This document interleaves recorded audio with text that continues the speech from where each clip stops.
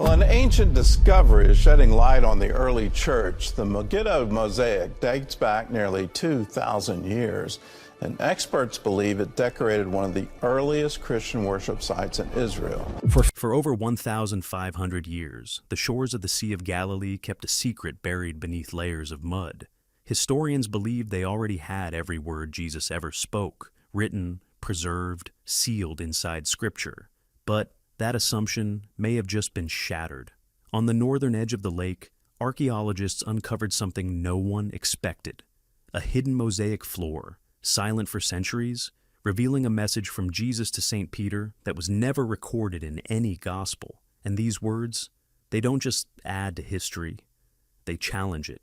It started with local stories. Fishermen had long claimed that during droughts, strange carved stones would rise from the water. Whispers spread about an entire structure buried beneath the mud. Most people ignored it, but one archaeological team decided to take the chance. They weren't searching for treasure, they were hunting for a lost town. One mentioned repeatedly in biblical accounts, yet somehow completely vanished. The excavation was brutal: heat, mud, water constantly flooding their trenches. Every inch they dug, the lake tried to take back. For weeks, nothing. Just broken pottery, debris, and doubt. Morale dropped, until one moment changed everything. A volunteer's tool struck something solid, not dirt. Stone. A sharp metallic sound cut through the silence. They slowed down, switched to careful hands, brushing away wet layers of silt. First, a line appeared, then an edge, then a full structure began to reveal itself. Something ancient had been waiting there the entire time. If you want to uncover more hidden discoveries like this, subscribe now, because what they found next changes everything. This wasn't just a random heap of stones. The structure had clean, precise 90-degree corners, clearly intentional. As they expanded the excavation, its true scale started to reveal itself. This wasn't some small fisherman's shelter. It was massive. The walls were thick, built with permanence in mind. Digging deeper, they uncovered a curved section, an apse, the semicircular space where an altar would typically stand in a church. But this wasn't an ordinary place of worship. The design was elaborate, sophisticated, and incredibly ancient. And here's the part that stunned everyone. The location matched exactly where early pilgrims claimed Peter's house once stood. For years, historians dismissed those claims. They believed the pilgrims were mistaken, wandering without accurate knowledge. According to them, the real site was somewhere else entirely, far off on a dry hillside. But the muddy ground of El Araj was beginning to tell a very different story. As centuries of dirt were carefully washed away, something extraordinary began to appear beneath. Colors, vivid reds, deep blues, bright yellows, a mosaic floor. And remarkably, it was almost perfectly preserved. The same mud people thought would destroy everything had actually protected it, sealing it like a time capsule, shielding it from looters, harsh weather, and even passing armies. But the real revelation wasn't just the structure, it was hidden within the mosaic itself. Woven into its geometric patterns was a message, a text that seemed to speak directly from the 6th century. And the most astonishing part, this was only the beginning.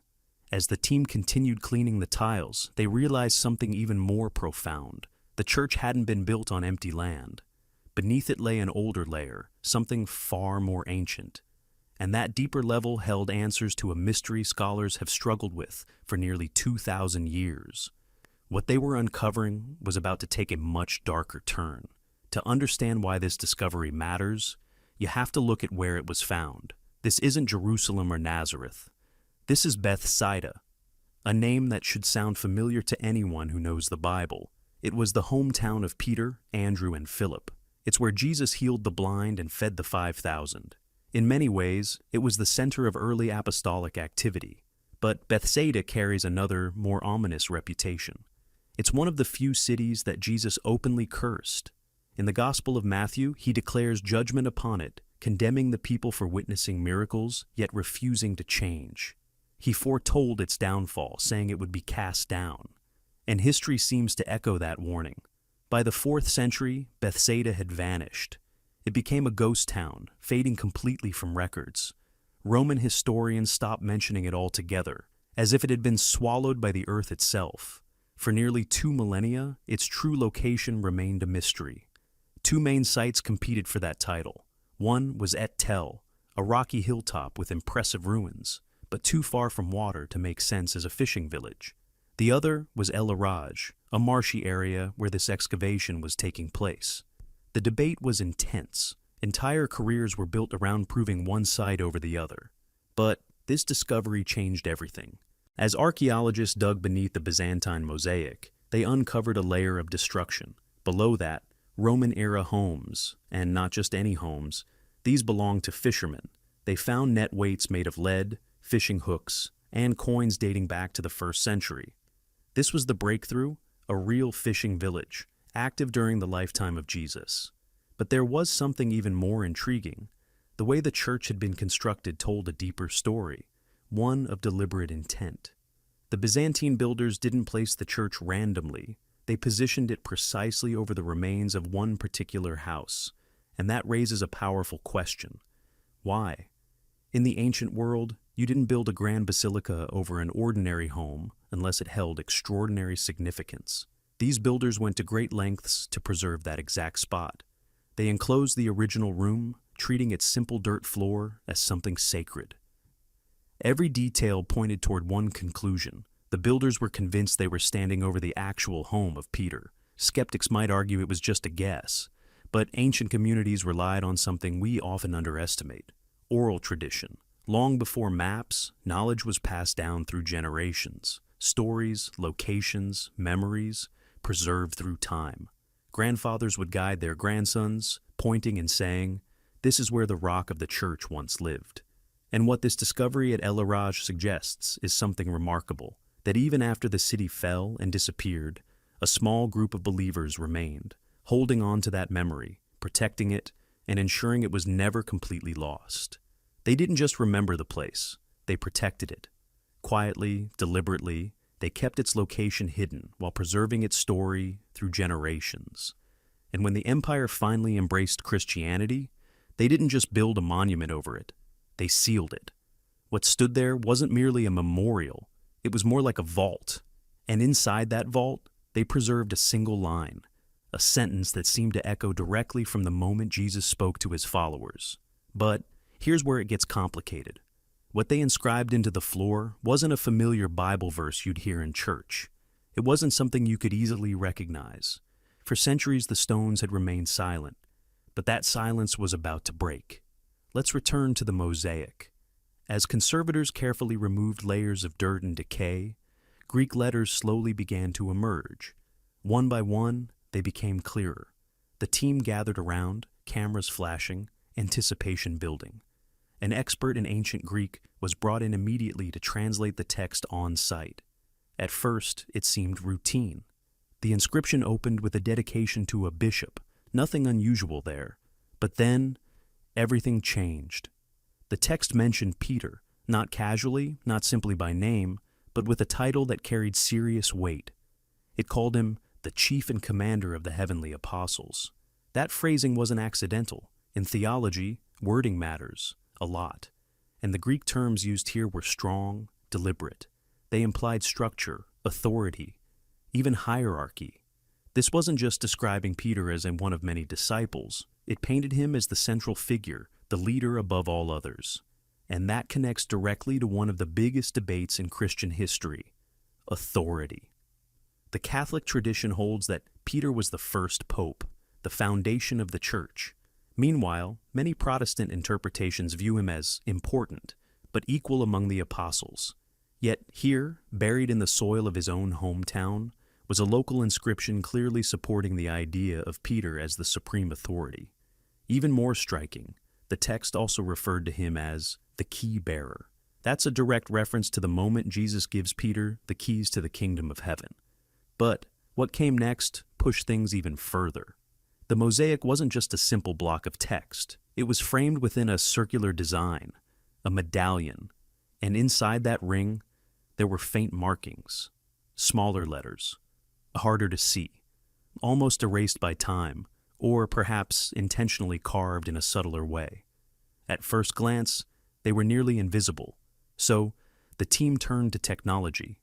Using infrared imaging, they scanned beneath the surface, past the wear, past the centuries of footsteps. And when the hidden text appeared on the screen, everything went quiet. It wasn't just decoration. It was a continuation of the message, a direct quote. Words framed as if spoken by the Lord himself to his disciple. Now, finding scripture in ancient churches isn't unusual. Verses were often written on walls and floors. But this didn't match any known biblical text. It wasn't from standard manuscripts. It was different. A variation, a reinterpretation, or maybe something older, something that had been altered or removed over time. The mood at the site shifted instantly. This wasn't just art anymore. It felt like a preserved conversation, a moment frozen in time from nearly 2,000 years ago, right beneath their feet. The words felt personal, almost intimate, and what they suggested was something entirely new. When the scans were fully processed, linguists began reconstructing the fragmented letters from that hidden ring. Piece by piece, the sentence came together, and what it revealed was astonishing. Guard my house, for I go to prepare the heavens. Think about that. Guard my house. In the Gospel of John, Jesus tells Peter, feed my sheep. In Matthew, he calls him the rock. But nowhere in the accepted New Testament does Jesus give this command, guard my house. And then the second part, for I go to prepare the heavens. There is a familiar verse where Jesus says, I go to prepare a place for you. But this is different. This suggests roles, responsibility, a division of purpose, as if Jesus is focused on preparing what comes next, while Peter is left behind to protect something here in the physical world. And that raises a powerful question. What exactly is the house? Is it just symbolic, referring to the church as a whole? Or is it something more literal? Because remember, the church they uncovered was built directly over a house, a specific house, one that the builders went to great lengths to preserve, Peter's house. So, what if the tradition wasn't just that Peter lived there? What if the belief was that Jesus himself gave Peter a direct instruction? Stay here. Protect this place. This is the anchor point. That idea connects with something scholars call agrapha, sayings of Jesus found in ancient texts but missing from the Bible. There are many of them. Some sound strange, others deeply meaningful, but discovering one etched into the floor of a major pilgrimage site gives it serious weight. It suggests the people of Bethsaida preserved a memory that never made it into the official Gospels. The phrase, guard my house, completely reshapes Peter's role. It casts him not as an administrator, but as a protector, a watchman. And that raises the question, protecting it from what? Early Christians believed sacred places weren't just holy, they were contested, battlegrounds. They thought such sites attracted dark forces. So this command could point to a spiritual duty far beyond preaching. At the same time, it makes the story feel real, grounded. Keys of heaven suddenly sound less symbolic. After all, you need keys to guard a house. This mosaic hints that early believers saw this exact spot in Galilee as a kind of heavenly outpost, and Peter as the one assigned to defend it. Then comes the second line, I go to prepare the heavens. It almost sounds like construction, like heaven itself wasn't finished, as if Christ was building something beyond while Peter held the line here. A dynamic view of the afterlife we rarely hear. But there's an even deeper theory. Why this exact location? Why would heaven require a guarded point on earth? Some researchers believe certain places act as anchors, points where the physical and spiritual worlds connect. As above, so below. If that's true, then this wasn't just a village, it was a node, a bridge. Think about it. This is where miracles happened. Blind eyes opened, food multiplied, water defied. Almost like the rules of reality were thinner here. So maybe guarding the house wasn't about a building at all. Maybe it was about guarding a doorway. Ancient Gnostic texts even speak of gatekeepers, watchers placed between realms. This mosaic could be a fragment of that older, more mystical Christianity that was later erased. If so, Peter wasn't just a disciple. He was a sentinel, the one left behind to hold the keys. not just symbolically, but possibly to something far more literal. And here's the chilling part. This site wasn't destroyed by war, but by an earthquake in the 8th century. The ground collapsed, the ruins were buried, and the location vanished for over 1,000 years, almost as if the secret was hidden on purpose. Now, it's been found again. And maybe the message was never just for Peter. What if this wasn't just history, but a message left for us, a kind of time capsule, silent for centuries, waiting for the exact moment when the right generation would uncover it? A command frozen in stone: protect the house, defend the foundation, remember where it all began, and stay alert. For now, the archaeologists have stepped away. Their tools are packed, the site carefully covered again, with layers of sandbags to shield it from time and weather. But the discovery can't be hidden anymore. The words have already surfaced. Once seen, they can't be unseen. Once heard, they can't be silenced. What was uncovered at El Araj proves something powerful. The earth still remembers. Even after 2,000 years of destruction, shifting waters, and forgotten history, the shores of Galilee are still holding on to secrets, waiting patiently for someone willing to listen. For so long, we believed we understood the early church. We thought the story was complete, but maybe what we had was only a summary, the surface-level version. The deeper truths, the hidden instructions, the connection between heaven and earth, were buried beneath layers of mud, waiting for the right moment to be revealed. And now that they are, it raises a chilling thought. If the instruction was to guard the house while the heavens were being prepared, and we are only now rediscovering that house, does that mean the preparation is complete? What has been happening all this time beyond our sight? While humanity moved forward, built civilizations, fought wars, what was unfolding on the other side? Which leads to an even bigger question. If one hidden command has survived outside the Bible, how many more have been lost? How many words, conversations, instructions never made it into the texts we know today? Does this discovery change how you see the apostles? Does it shift your understanding of their role? Or is it simply an ancient structure, beautifully preserved by time? I want to hear what you think. Drop your thoughts in the comments below.